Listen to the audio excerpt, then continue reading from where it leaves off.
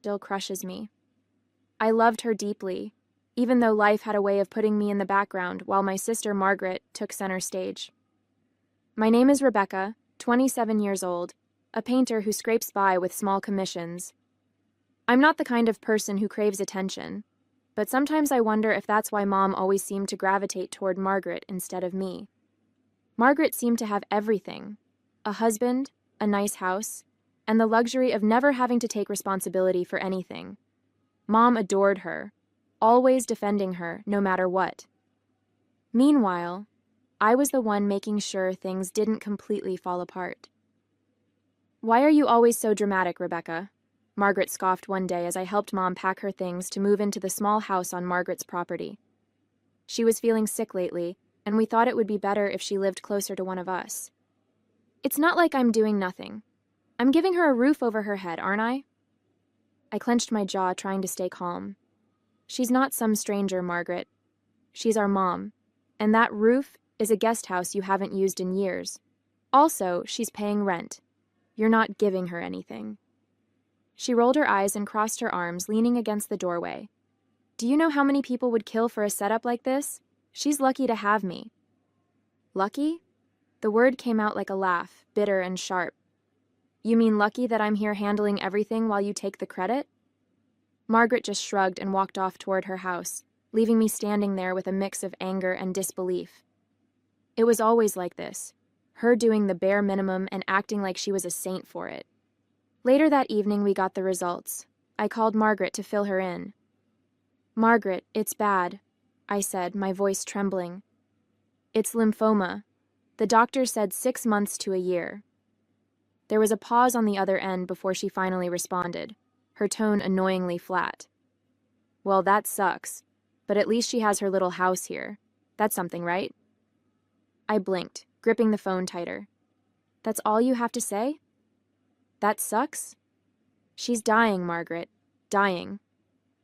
"What do you want me to do, Rebecca?" she snapped. "Drop everything and become her private nurse? I have a life too, you know." "You could start by showing some basic compassion," I shot back. "Maybe take her to a doctor's appointment once in a while or spend some actual time with her." She sighed loudly. "Look, I'm doing what I can. Let's not make this about you, okay?" I hung up after that. There was no point in arguing. Margaret would always find a way to turn things around and make herself the victim. After Mom got sick and started treatment, she became too weak and tired to manage her personal finances. Since I was the one taking care of her day-to-day needs, Margaret had taken over handling her bank account and bills. I didn't love the idea, but Mom trusted Margaret, so I let it go. I thought, maybe for once, Margaret would step up and actually do the right thing. One day, Mom asked me to check her bank account balance for her. She'd been worried about some upcoming expenses and wanted to be sure she had enough. "Rebecca, could you stop by the bank for me?" she asked, her voice frail but warm. "I just want to make sure everything's in order." "Of course, Mom," I said, brushing a strand of hair out of her face. "I'll handle it." I went to the bank that afternoon, still thinking everything would be fine. But when the teller handed me the account summary, my heart dropped. Her account was almost empty. The savings she had worked so hard to build after selling her car, gone. And then I saw it, one massive withdrawal made a few weeks earlier. The name on the transaction hit me like a punch to the gut: Margaret Bennett. I stared at the slip of paper, my hands trembling. There had to be some mistake. Margaret wouldn't. No, she couldn't. But the evidence was right in front of me. I stepped outside the bank, the cold air hitting my face like a slap, and I called Margaret immediately. "What's up?" she answered casually, as if we hadn't been through months of hell. "Are you serious?" I said, my voice shaking. "Margaret, why the hell did you withdraw all of Mom's money?" There was a pause before she answered, her tone defensive. "Rebecca, calm down. It's not what you think." "Not what I think?" I snapped. "Her account is empty, Margaret. Empty. And there's a transaction for the full amount, with your name on it." She sighed, like I was the one making a big deal out of nothing. "It's a loan, okay?" I needed the money for some unexpected repairs. I was going to put it back in a few months. Mom doesn't even know. It's not like she needs it right now. A loan? I almost laughed, the bitterness choking in my throat. You think you can just borrow every last penny she has without asking her? Without telling anyone? She's sick, Margaret. That money wasn't yours to take. Don't be so dramatic, Rebecca, she said, her voice sharp now. I'll pay it back. I always planned to. You're blowing this way out of proportion. You've got to be kidding me, I said, my voice low and shaking. Mom is dying, and you think this is about me being dramatic? You're disgusting, Margaret. I could feel my hands shaking as I gripped the phone tighter, trying to steady my voice. You have no idea what this has done, do you? Mom asked me to check because she was worried about paying for her groceries, Margaret. Groceries. Do you understand how humiliating it's going to be for her if she finds out? She won't find out, Margaret snapped, because you're not going to tell her. My stomach twisted at the sheer audacity of her tone. Why the hell wouldn't I? She deserves to know what you've done. Because it'll only stress her out. Margaret cut me off, her voice sharp and condescending. Do you really think she needs that right now? She's already dealing with enough. Besides, I'll put the money back before she even notices. You're always acting like I'm the bad guy here, Rebecca. But I'm trying to handle everything the best I can. Handle everything? I practically shouted, the anger boiling over. You mean dumping all the hard parts on me while you play the perfect daughter? Don't you dare act like you're the one making sacrifices. Rebecca, she hissed, her voice dropping. If you care about Mom, you'll let this go. She doesn't need to know about this. And you, stop trying to make me the villain just because you can't stand that she trusted me with her finances. I hung up, unable to listen to another word. My chest felt tight, my heart pounding as I stood there on the sidewalk, staring at the cars passing by. Margaret was trying to spin this into something noble, as if she was doing Mom some kind of favor by stealing from her. But what could I do? Telling Mom would break her heart, and the thought of adding to her pain made me feel sick. I needed to talk to someone, to vent, to make sense of the storm brewing in my head. Without thinking twice, I called my best friend Laura. She picked up on the second ring. Hey, Rebecca, how are you? She asked, her voice warm but slightly concerned. She could always tell when something was wrong. It's Margaret, I said, my voice cracking. I told her everything, the bank account, the withdrawal, the pathetic excuse Margaret had given me. By the time I finished, I could hear Laura's breathing had quickened. She took everything? Laura asked, disbelief dripping from her voice. And she expects you to just keep quiet about it? She said it's a loan, I said bitterly, pacing my small living room. She's acting like she's doing Mom a favor by not telling her. Laura didn't respond right away, and when she did, her voice was low and firm. Rebecca, you can't let her get away with this. What if she doesn't pay it back? Your mom needs that money. She's depending on you. I know, I said, running a hand through my hair.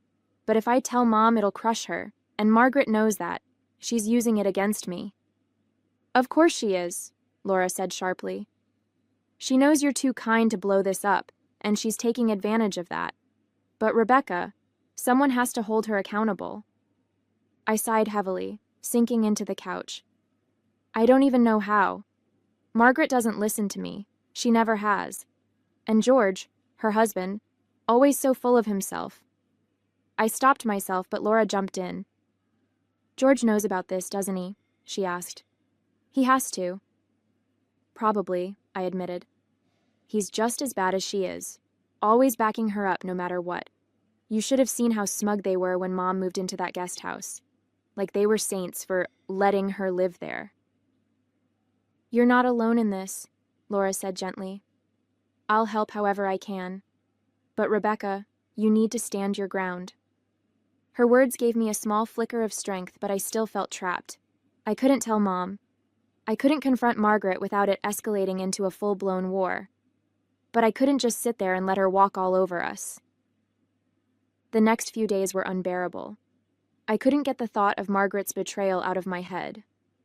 Every time I saw Mom, It was like a heavy weight pressing down on my chest. She'd smile at me, thank me for helping her with dinner or sitting with her during treatments, completely unaware of what Margaret had done. I couldn't bring myself to tell her.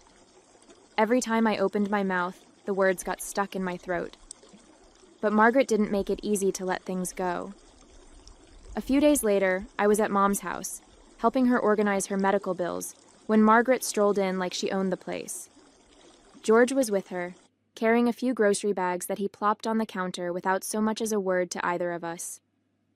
"Look at this," Margaret said, holding up a small bouquet of flowers she'd clearly just picked up from the store. "I thought these might brighten up the place.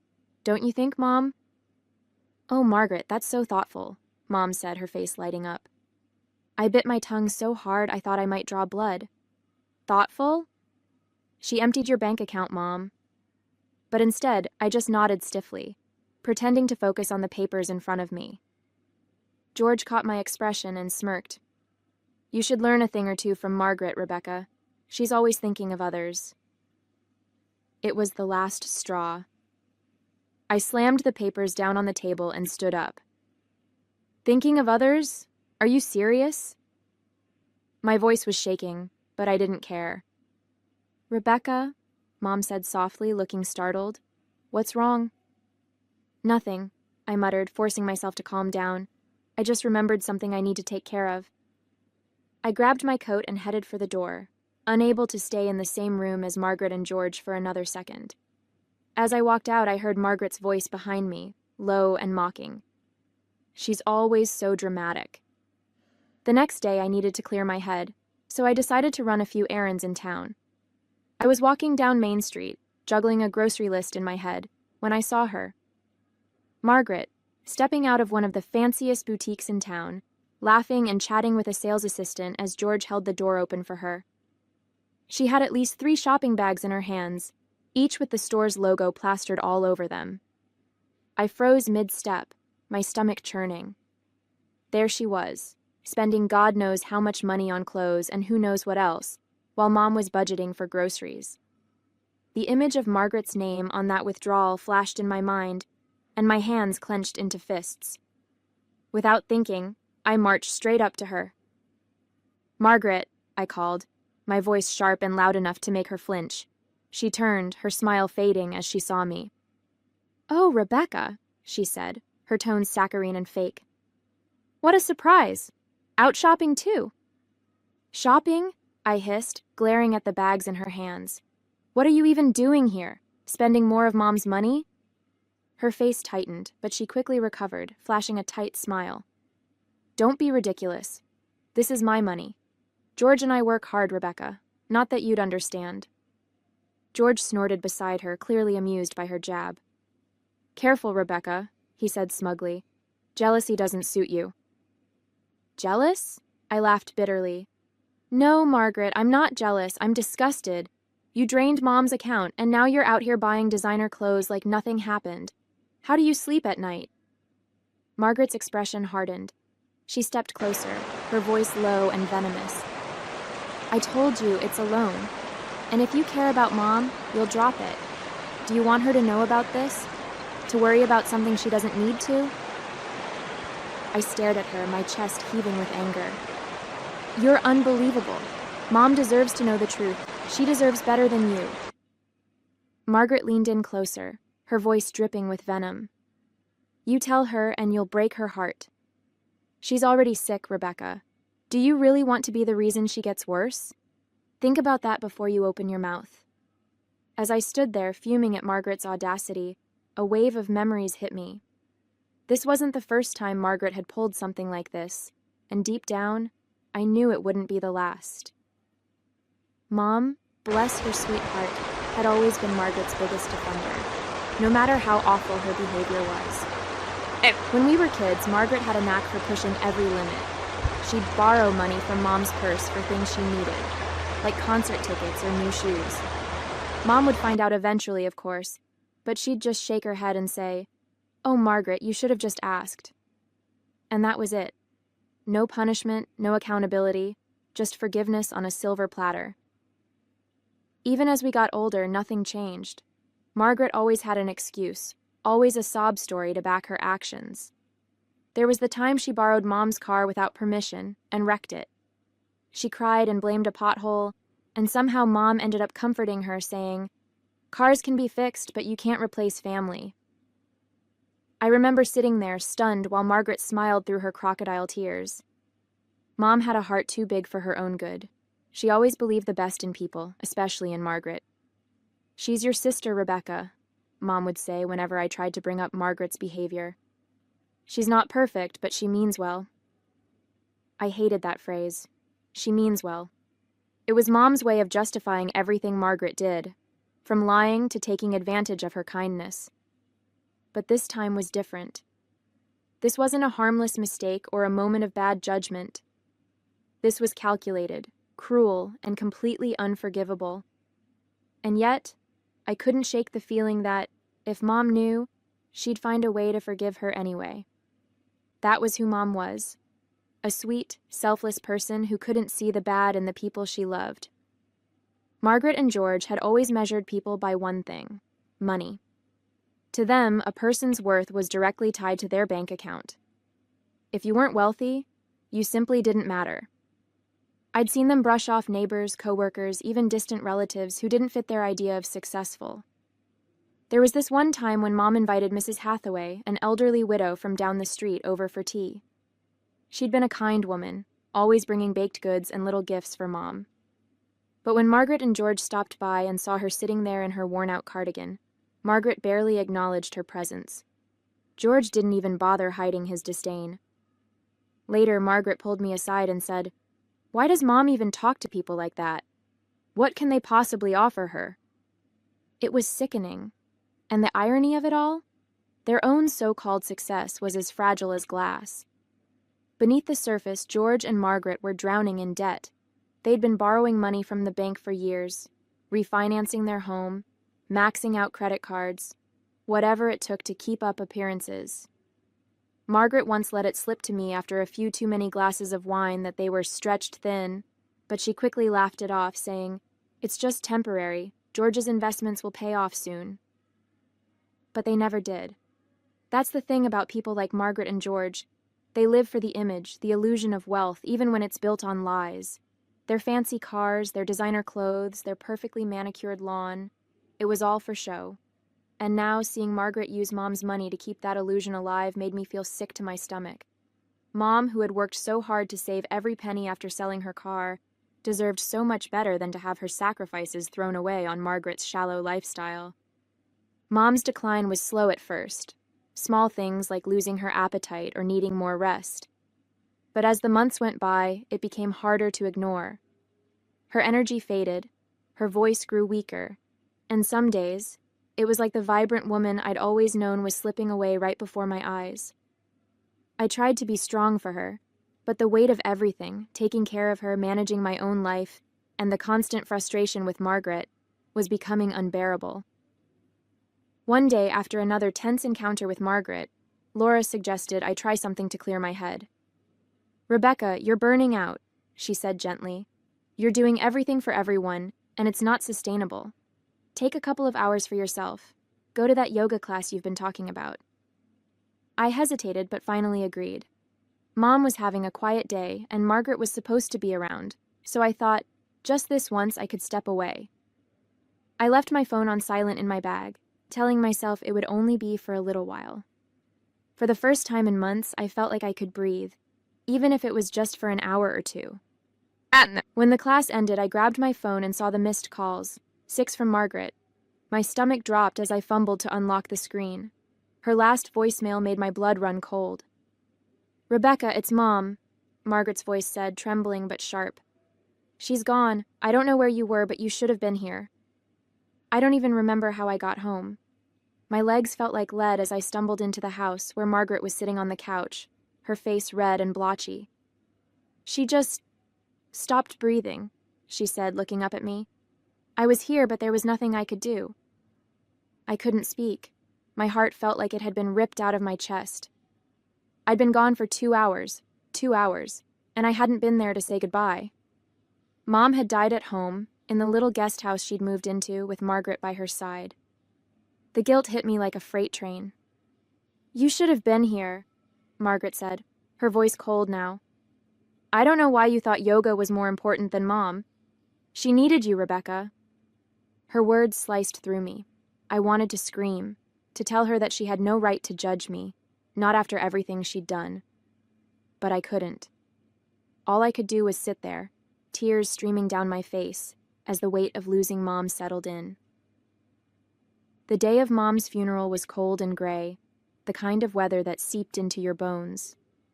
Mom had been deeply religious, so it was only fitting that the service was held at her beloved church. The stained glass windows cast soft colors onto the pews as the organ played a somber melody.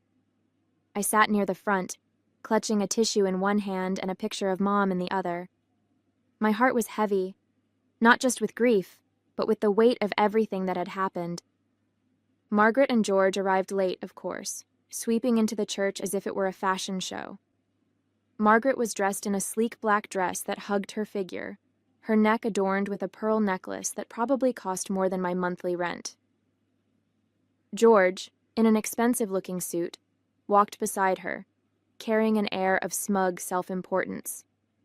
The way they moved, it was like they thought the funeral was about them, not Mom.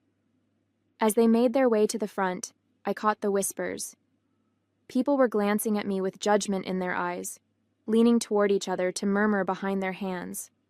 My stomach twisted, and I tried to focus on the picture of Mom in my lap, but it was impossible not to hear. "Rebecca wasn't even there when Angel passed," one voice whispered. "Margaret said she was off doing yoga," another added, the disdain dripping from their words. I clenched my fists, my nails digging into my palms. Margaret had made sure to plant that seed in everyone's mind. She wanted them to see me as the selfish daughter, the one who abandoned Mom when she needed me most. And judging by the looks I was getting, it had worked. Margaret slid into the pew next to me, flashing me a tight smile that didn't reach her eyes. "You okay, Rebecca?" she whispered, her tone dripping with faux concern. "I know it must be hard, knowing you weren't there for her." I stared straight ahead, refusing to give her the satisfaction of a response. The priest began to speak, his voice filling the church as he talked about Mom's kindness, her unwavering faith, and her love for her family. I felt tears sting my eyes as he mentioned how devoted she had been to her daughters. If only he knew the truth. As the priest continued his eulogy, his voice grew softer, more intimate, as if he were speaking directly to each of us. "Angel was a remarkable woman," he said, glancing at the congregation. "She loved deeply, forgave endlessly, and carried a quiet strength that inspired those around her. In my final visit with her just days before her passing, she entrusted me with something very personal. A letter." A murmur rippled through the church. My breath hitched. A letter? I glanced at Margaret, who shifted uncomfortably in her seat. George furrowed his brow, looking confused but not concerned. I, on the other hand, felt a strange mix of curiosity and dread. "She asked me to read it today," the priest continued, holding up a sealed envelope. "It was her final wish, and she made me promise that I would share her words with all of you." The church fell silent. You could have heard a pin drop as he carefully opened the envelope and unfolded the paper inside. The anticipation was unbearable. My heart pounded as the priest adjusted his glasses and began to read aloud. "To everyone gathered here today," he began, his voice steady, "I want to thank you for coming to celebrate my life. I lived a life of love and faith, and though it was not without challenges, I leave this world with gratitude in my heart. However, there is something I must say before I rest, something that weighs heavily on me and must be brought into the light." I froze. I could feel the tension in the room as everyone leaned in, waiting for what came next. "I have always believed in forgiveness," the priest read, his tone solemn, "but forgiveness does not erase the truth. And the truth is, in my final months, I experienced a betrayal so painful that it nearly broke me. Margaret, my eldest daughter, I trusted you with everything. My care, my home, my finances. but you took advantage of that trust in ways that no mother should ever endure." Gasps echoed through the church. Margaret's face went pale, and she shifted in her seat, her hands gripping the edge of the pew. George's jaw tightened, but he stayed silent, his eyes darting toward the priest. "You took the money I had saved from selling my car, money I had set aside for my care, for emergencies. Rebecca, who gave so much of herself to ensure I was never alone, I know that you knew about this, but decided to protect me so that I wouldn't suffer in my final months. God bless you for being such a wonderful child," the priest continued. "Margaret, you drained my bank account and what was left of my energy, leaving me with nothing. I knew, but I kept quiet. I didn't want to shame you or cause more pain in my final days, but people need to know who you are." My hands flew to my mouth as tears streamed down my face. She knew. All this time, Mom knew. The guilt, the fear of breaking her heart, it had been for nothing. She had carried that pain herself, silently. The priest's words lingered in the air, heavy and unshakable. The silence in the church was deafening. All eyes turned to Margaret, who sat frozen, her face pale as if all the blood had drained from it. George shifted uncomfortably beside her, his usual smugness replaced with unease. No one said a word, but the weight of judgment in the room was palpable. I didn't move. My tears were flowing freely now, but they weren't just for Mom. They were for the truth she had carried alone, for the strength it must have taken to leave this world with grace despite everything Margaret had done. My chest ached with a mix of grief, relief, and rage. Margaret finally broke the silence. She stood abruptly, her chair scraping loudly against the floor. "This is ridiculous," she hissed, her voice trembling with indignation. She was sick, probably confused. I did everything for her, everything. And this is how she repays me? People around her started to whisper, their faces filled with shock and disdain. George grabbed her arm, trying to pull her back down, but she yanked it away. "You don't know what it's like," she continued, her voice louder now, almost desperate. "I was under so much pressure. I needed that money for the house, for both of us." "That's enough, Margaret," the priest said firmly, his voice cutting through the tension like a blade. "This is not the time to justify your actions. Your mother's words speak for themselves." Margaret glared at him, then at me. Her eyes burned with a mix of anger and humiliation. "I hope you're happy," she spat before storming out of the church, George trailing awkwardly behind her. The sound of the heavy doors slamming shut echoed through the sanctuary. I sat there stunned, as people began to murmur around me. Some whispered words of sympathy, while others exchanged looks that said everything they thought about Margaret's outburst. Laura, who had been sitting a few rows behind me, came up and placed a hand on my shoulder. "Rebecca," she said softly, her voice steady, "your mom saw you for who you are. She knew you were the one who stood by her, no matter what." I nodded, my throat tight. Mom's letter had lifted a weight I hadn't realized I was still carrying. I had spent so much time protecting her, trying to shield her from the truth, and yet she had known all along. And even in her final days, she had chosen to protect me instead. As the service ended and people began to file out, many stopped to offer me condolences, their words laced with a newfound respect. Margaret's mask had finally slipped, and the truth was out. I wasn't sure what would happen next, for her, for George, or for me. But one thing was certain. Mom's voice, even in death, had given me a sense of closure I hadn't thought possible. That night, as I sat alone in my small apartment, I looked at the picture of Mom I had taken from the service. "Thank you," I whispered, clutching it close to my chest. For the first time in months, I felt the faintest glimmer of peace. Mom's love had been bigger than Margaret's betrayal, and in the end, that love was all I needed to carry me forward.